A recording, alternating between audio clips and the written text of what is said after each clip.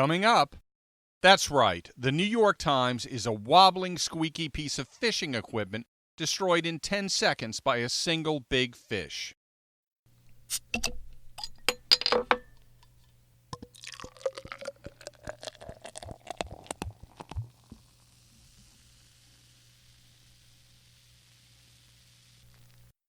Welcome back to Political Spirits. I'm your host, Franklin Rye.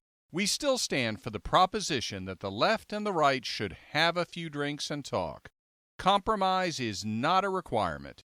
If those discussions result in us changing or even abandoning our positions, that's fine.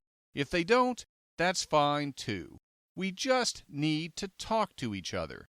In that way, we can unify through speech. And if the discussion becomes a bit heated, at the end of the night, we should still be able to split up the bar tab and be on our way. So what are we going to talk about this week? It's been a while since I've incorporated a fishing story into my coverage of and commentary regarding news and politics. So let's do it. I've talked on this podcast many times about the sorry state of much of the mainstream media. I've been particularly critical of CNN, but there are a lot more outlets worthy of criticism than CNN. Left-wing bias in the mainstream media is overwhelming. A few years ago, when I started my personal movement toward getting the bulk of my news and opinion from the internet, rather than primarily from cable news, and incidentally I include in my reference to the internet the websites of Fox News and CNN, I used to recognize a certain stratification between the smaller, less established, sort of non-legacy internet news and opinion sites as compared to those that were clearly legacy media sites. Examples of legacy internet media sites include CNN.com, FoxNews.com, and the New York Times site, NYTimes.com. I would think of those sites as exhibiting an additional level of caution, investigative effort, and carefulness in their reporting. While I recognize that CNN and the New York Times, for example, were extremely biased to the left in their coverage, I operated under an assumption that they engaged in a significant level of additional vetting beyond internet sites like Breitbart and the Daily Caller, for example. So even if I preferred the positions taken in the commentary in Breitbart and the Daily Caller, I assumed that CNN and the New York Times engaged in some additional level of vetting of the facts before they put out a story, which went beyond the level of vetting I thought was engaged in by Breitbart and the Daily Caller. If that assumption ever was valid, I'm afraid it's not valid anymore. We've all heard for years the concept of the media running with their narrative, but I can't remember ever before in my life the belief that the media simply runs with their narrative rather than conducting a full investigation ever being as true as it is now. I recently read an opinion piece on townhall.com by Ann Coulter, dated August 21, which was so concerning that I seriously questioned whether what she described could actually be completely true. In typical Coulter fashion, the title of the article wasn't subtle. Why the New York Times is Unreformable and Must Die. Well, that's direct. In it, she describes a New York Times article about a 17-year-old boy from East Pittsburgh, Antwon Rose II, who was shot by an East Pittsburgh police officer in June 2018. Rose had run away from the unlicensed taxicab he was in after it was stopped by the police officer. The officer shot and killed him as he was running away. The officer was criminally charged for shooting and killing Antwon Rose, and he was found not guilty by the jury. Per Coulter, the New York Times article, when the acquittal occurred, told the reader only the following facts. Rose was unarmed, he was in a high school honors program, he played basketball and the saxophone, he volunteered for charity work, he'd written a poem entitled, I Am Not What You Think, and it included the lines, I see mothers bury their sons and I want my mom to never feel that pain. A policeman stopped the car Rose was, quote, riding in, close quote, because it, quote, matched the description, close quote, of a car, quote, involved, close quote, in a drive-by shooting minutes earlier. The jury consisted of 9 whites and 3 blacks. Then Miss Coulter laid out some of the facts that she said the article in the New York Times didn't tell its readers, including the car from which Rose fled didn't just match the description of the car used in a drive-by shooting just minutes earlier, but rather it actually was the car used in that shooting, as proven by surveillance video which was shown at the trial. 13 shots were fired from the back seat of the car. Rose was riding in the front seat. The backseat passenger pled guilty. One of the persons shot in the drive-by shooting told police that Rose was the one who shot him, and also noted that, quote, the beef was between me and him, close quote. The driver of the unlicensed taxi said that right before the shooting began, he heard the backseat passenger ask, "Is that him?" The gun used was recovered in the back seat. A stolen gun was recovered under Rose's seat, and Rose had an empty ammunition magazine in his pants pocket and gunpowder residue on his hand. The car stopped by the police officer exhibited multiple bullet holes, and finally, the jury that found the officer not guilty by a unanimous verdict was led by an African-American foreman who stood firmly by the verdict. Notwithstanding the fact that I've lost tremendous amounts of respect for the New York Times over the years, the gravity of what Ann Coulter said the Times had excluded was so extreme that I had serious doubts that she was playing it straight. So I found the article in the New York Times. It was dated March 22nd, and what Ann Coulter said was correct. She played it straight. She provided all of the core facts in the article. It also included a statement from the defense attorney that the policeman was doing his job, but that doesn't really undermine the point of her article. She didn't quote that the article said that the prosecutor said that the police officer charged had provided inconsistent statements about the shooting, including whether he thought Rose had a gun. That's a significant point, but not so significant as to undermine Coulter's contention that the Times article was shockingly deficient and biased. Out of curiosity, I did some searching for coverage of the acquittal by other mainstream outlets. 3 articles caught my eye. The first was on CBSNews.com. In an article from March 22nd, updated on March 23rd, entitled "White Ex-Cop Found Not Guilty of Criminal Homicide for Shooting Death of Unarmed Black Teen," I found fairly balanced coverage. The facts adverse to Rose and favorable to the police officer that had been left out of the Times coverage were there. I also found some interesting details that neither the Times article nor the Ann Coulter article had mentioned, such as the fact that the empty ammunition magazine in Rose's pocket was a 9mm, that a witness testified that after the shooting the police officer stood by Rose's body, repeatedly stating, "I don't know why I shot him. I don't know why I fired."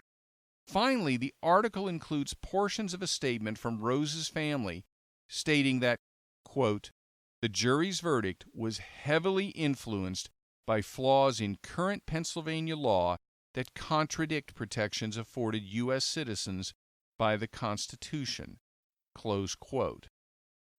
All of that is interesting and relevant information which helps to flesh out the details of the case.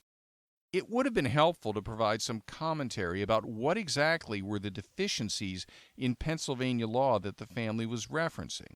Without that information, I'm left to suspect that it involves legal standards relevant to shooting of fleeing suspects, but the article gives us no specifics. The bottom line, though, is that CBS did a good job, and the New York Times did an absolutely pathetic job by providing an article which was missing huge numbers of key details, with all of those details being the ones which would tend to support the position of the defense, of the police officer. The New York Times bias is obvious. So what other article caught my eye? Well, in light of President Trump's recent exchange with an NBC reporter during which President Trump contended that NBC was worse than CNN, I decided to read the NBC News coverage of the acquittal. In an article on NBCNews.com dated March 22nd and entitled "Pennsylvania Officer Who Fatally Shot Antwon Rose in East Pittsburgh is acquitted. NBC proved itself nearly the equal of the New York Times in producing coverage severely lacking in critical facts and with a generous supply of bias. However, it was simply nearly the equal. It did include the fact that Rose was in a car that had been used in a drive-by shooting, although it failed to mention that it occurred just moments before. But the fact that it didn't simply reference that the car matched a description of the car used in a drive-by shooting, and instead noted that it actually was used in the shooting, puts it above the New York Times from the standpoint of accurate coverage. However, like the New York Times, it failed to mention that Rose had an empty ammunition magazine in his pocket and gunpowder residue on his hand. In a CNN article dated March 23, entitled "Former East Pittsburgh Officer Found Not Guilty in Fatal Shooting of Unarmed Teenager," I found surprising coverage. The details that were covered in the CBS News article were there as well. There was a much more detailed explanation of the arguments made and the testimony given by both sides. And the core facts, which the New York Times had completely omitted and NBC News had nearly completely omitted, well, CNN included those facts in its article. So to my surprise, I have to conclude that the CNN article was at least as accurate as the CBS article and was in fact more comprehensive with regard to legal arguments and strategies. Both the CBS article and the CNN article were relatively free of bias. As I mentioned, the NBC and New York Times articles were a disgrace, but pretty much what we've come to expect. They come up with a narrative and they write the articles to fit the narrative. In this case, the narrative is that white police officers are unjustifiably killing unarmed black suspects. So I said I was going to talk about a fishing story in the context of this discussion. How on earth does fishing relate to biased news coverage? In the past, I used to fish a lot in what you could call the saltwater backcountry. It's the inshore labyrinth of channels and creeks and bays and passes on the southwest coast of Florida. It's so enormous and intricate that if not for GPS chart plotters, you'd run the risk of being the fishing equivalent of Jack Nicholson at the end of The Shining, desperately trying to figure out how to get out of the maze. Although, trust me, there's no way on earth you'd end up freezing to death as he did. Now, sunburned and bug-bitten beyond belief is another matter. Well, in that saltwater labyrinth, my fishing buddies and I tended to go for fun and aggressive mid-sized fish, like redfish, snook, and sea trout. But occasionally we'd run into a tarpon, and only a juvenile tarpon constitutes a mid-sized fish. A full-grown one is a monster, and the equipment we used for those mid-sized fish really wasn't big enough for a full-grown tarpon, even though it was high-quality equipment. One of the most legendary names in American fishing tackle is Fin-Or. They produce the massive offshore reels used to bring in some of the biggest marlins and sharks and tunas ever caught. But a number of years ago, that legendary company, Fin-Or, which produced some of the toughest, heaviest, most durable, nearly indestructible, and most expensive fishing reels ever made, which equipped saltwater battle wagons trying to bring in sharks and tunas about as big as the first car you buy your teenager, had a change of ownership. It was bought by Zebco, the same company that makes those lightweight push-button reels you buy your kid when you're first taking them fishing with worms for bluegills and sunfish in your local pond. I'm being a bit tough on Zebco here, but it's kind of like Smart Car buying Peterbilt. I wouldn't expect to feel comfortable on the highway next to a 50-foot semi-trailer being pulled by a truck with the name Smart Car on the side. So years ago, I was out shopping for fishing tackle, and I spotted a Fin-Or Quest Light, a new series of light to medium weight saltwater spinning reels with the Fin-Or name on them. Now, usually before making this kind of purchase, I researched the heck out of it, but I hadn't done that here. I wasn't planning on buying a fishing reel, and I didn't realize that Zebco had bought Fin-Or. So what did I see? I saw a Fin-Or reel, that legendary name, in the size that I needed for the saltwater backcountry for a relatively reasonable price. In fact, it was less money than I typically paid for the brand I would normally buy. I made an impulse purchase, and I went fishing soon thereafter and was proud to display my new fin-oar reel. What happened? Well, we were casting along a bank in water so stained by the tannin from the mangrove trees that even though it was only about 3 feet deep, I couldn't even see the roughly 90-pound tarpon laying just below the mangrove roots. And when that fish picked up my lure, he took off like he was propelled by a rocket. First in one direction, and then another, and then another, and then it jumped out of the water well clear of it before slamming down and breaking the line. 10 seconds of mayhem, an impressive display, and one lost monstrous fish. And what else? A brand new fishing reel wobbling and squeaking, not like any noise a smart car would make, but rather something more like what you'd hear out of a 20-year-old Yugo, if a Yugo has ever lasted for 20 years. The mocking from my fishing buddies commenced almost immediately. I had been proudly displaying my new fin-oar, and they were more than willing to mock me for it. In fact, it became a running gag for many trips thereafter, and I promptly threw the reel in the trash. So what does this have to do with the news media coverage? Well, why did Zebco buy fin-oar? I think they bought it for the name. I don't see the evidence that they really maintain the full fin-oar line of equipment. What they sell is a few models displaying the fin-oar name, and several of those models are lightweight, much smaller spinning reels. I think they did what many companies do when they buy other companies with prominent brands with long, well-respected histories. They bank on the consumer's memories. It allows them to put out a product that doesn't live up to the reputation of the brand they bought, but allows them to charge more for the product by slapping that brand on it than they would get if they put their own name on it. Sure, it undermines the brand over time, but if the extra money they make over time exceeds the purchase price they paid for the company, I suspect they figure it was worth it. So once again, what does this have to do with news coverage? Well, think back to how I started this episode, describing the fact that years ago I used to think of smaller internet news sources like Breitbart and Daily Caller as the type that would engage in significantly less vetting of stories than the New York Times, for example. I don't necessarily feel that way anymore. I see plenty of evidence that the New York Times is no more thorough, no more careful than dramatically smaller internet news and opinion sites like Breitbart and Daily Caller. How has that happened?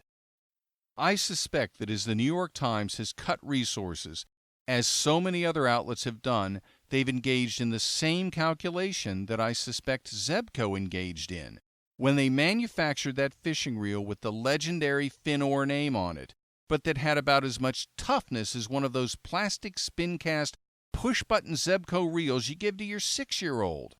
They figured people will remember the history of the New York Times. They would remember vetting that used to occur.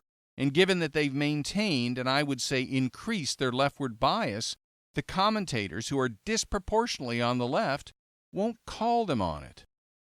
The question is, will the Times ever be called on it? Will the public wake up, or will it continue to accept such pathetic coverage as what was provided regarding the East Pittsburgh shooting? The stories won't get smaller. As we get closer to the 2020 election, they'll only get bigger. How long will it take before the Times fails in its coverage of a story the size of a 90-pound tarpon? And will we realize, or will we be hypnotized by the New York Times name, as I was by the fin-oar name, and see a journalistic enterprise producing quality product when much of the time it's actually a wobbling, squeaking piece of equipment destroyed in 10 seconds by a single big fish? That's right. The New York Times is a wobbling, squeaking piece of fishing equipment destroyed in 10 seconds by a single big fish. Next topic.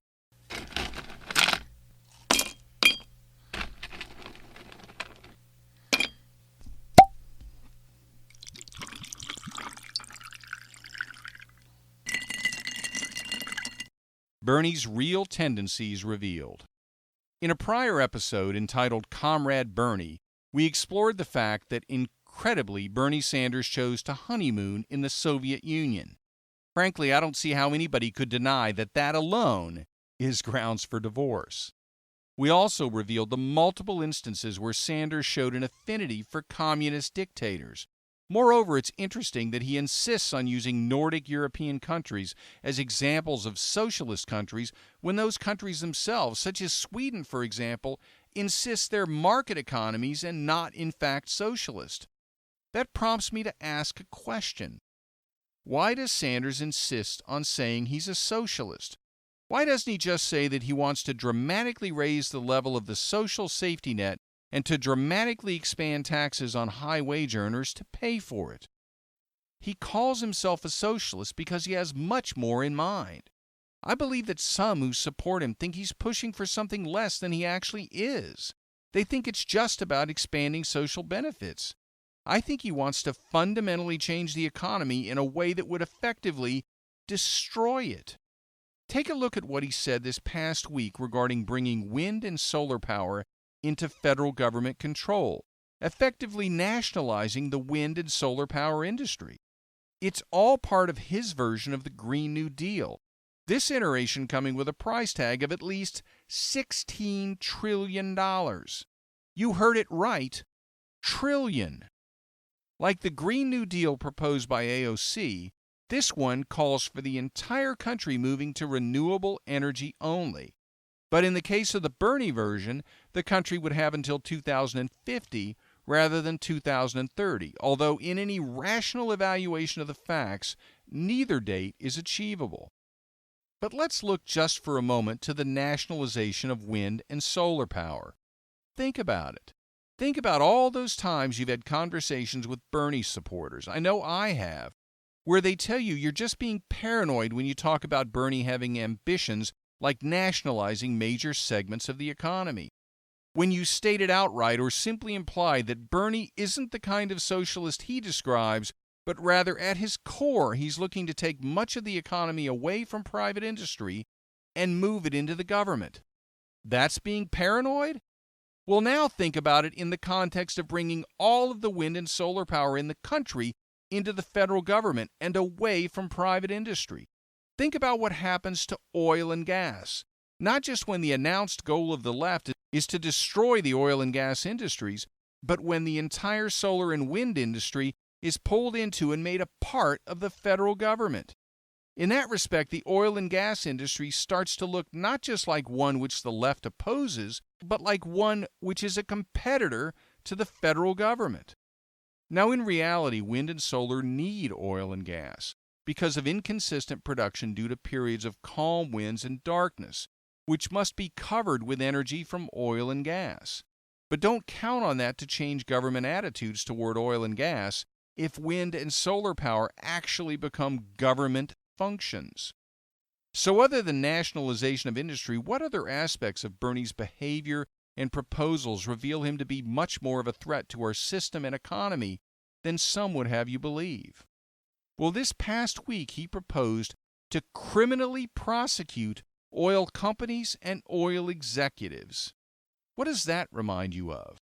It reminds me of the behavior of communists and also of socialist dictators like Hugo Chavez, someone for which Bernie Sanders has expressed kind words and support in the past. The developments of the last week, including Bernie Sanders' proposal to nationalize much of the energy industry and to criminally prosecute oil companies and oil executives, have started to expose Bernie Sanders for what he is. The question will be whether Democrats recognize it and are repelled by it, or whether they've finally moved so far to the left that they fail to recognize the threat that he represents.